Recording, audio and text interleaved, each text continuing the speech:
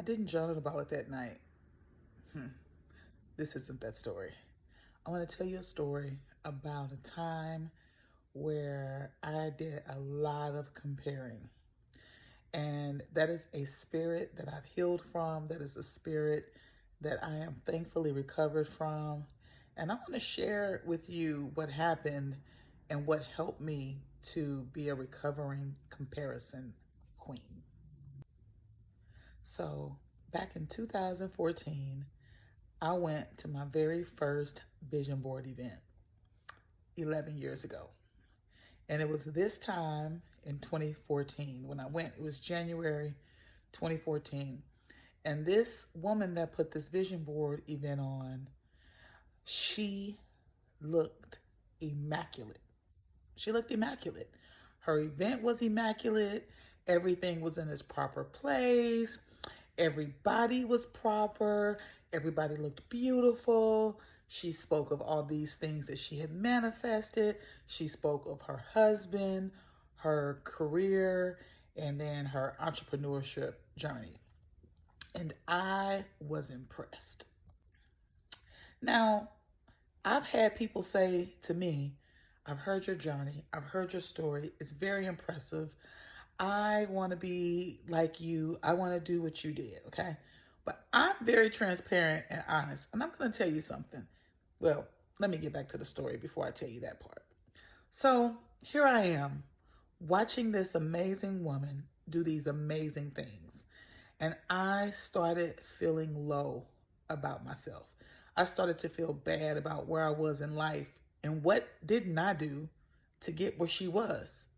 She was slightly younger than me, and I'm looking like, I could have done this. Why didn't I think of this? Why didn't I become all of these things? Up until that point, it was something that I hadn't even thought about. So again, here I am watching her, looking at all these amazing people in the room with her, being so intrigued and so impressed and enamored, right? It started off as me just being just empowered by it. I was really, really empowered, to be honest. Fast forward, I started to feel cringy. I would follow her on social media and I would be like, man, why isn't this my life? Why am I not doing these things? Why don't I have those things? It was getting cringy. But through self awareness, I recognized, you're feeling cringy about this, Kia. Note to self, right? So I started to just be aware of those feelings. Just understand that that was something that I was feeling. So fast forward, I'm talking to a friend of mine, a good friend of mine. He calls me one day. He says, hey, do you know such and such? But let me give you some context. This is now 3 years later. At the time that I met her, I had just started my own empowerment event and my own empowerment nonprofit. So because I had started my own nonprofit organization and I was going around at this point and I was speaking and I was showing up differently, he thought of me. So he calls and he says, hey, do you know such and such? He's speaking of this very woman that I had been following her journey, extremely impressed, and was starting to feel cringe about her at this point. 3 years later, I'm doing my own thing, right? There's nothing for me to feel cringe about. Now I know that. But at that time, I was feeling cringe. I was feeling like, damn, I want to do that. Damn, why isn't that me? Damn, her life looks perfect. Damn, she got a great husband in life. Damn. Okay, you get my point. So here's where I am. I'm sitting with myself and I'm like, yeah, I know her. He's like, you guys should connect. And I'm like, we've already connected. So I give him the background story and I even tell him I'm feeling cringe. And he's like, no, you got this, my friend. Like, you got this. I've been watching you the last 3 years. You've been consistent. You've been showing up. I've seen your growth. You got this. He says, why don't you guys partner and do something? Now, what made him tell me about her was he worked with the husband. You see, He was hearing from the husband all these things that his wife was doing. The husband was celebrating his wife. The husband was really excited about the wife's journey.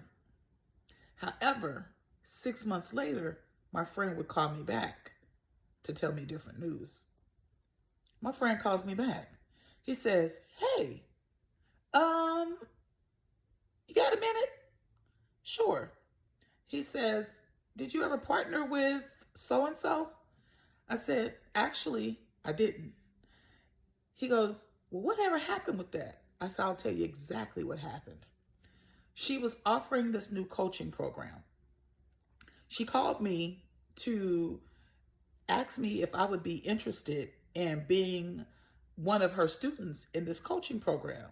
I was very interested in working with her. I was seeing all of these things that she was doing, all of these places that she was going.